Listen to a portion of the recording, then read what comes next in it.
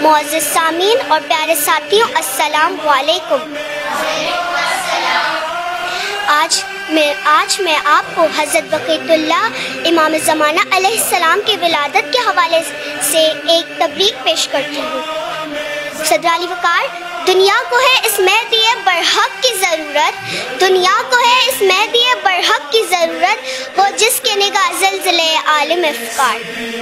صدر علی وقار، ایسی دنیا کہ جس میں تمام لوگ نا امید ہو جائیں گے، صرف ایک شخص ہوگا جو کہ حقیقی امید والا ہوگا اور مظلوموں کے لیے پناہ ہوگا۔ یہ وہ ہستی ہے جو تاریکیوں کے لیے اجالا ہے، یہ وہ ہستی ہے کہ جب ان کی عدالت دنیا پر چمکے گی، ایسے چمکے گی کہ دنیا کے کونے کونے پر اجالا ہو جائے گا، تاریکیاں ختم ہو جائیں گی۔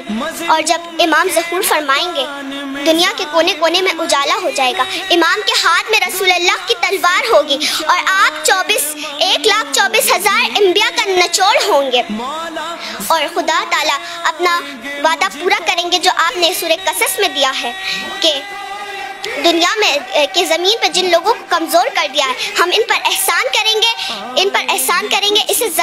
انہیں زمین کا وارث قرار دیں گے۔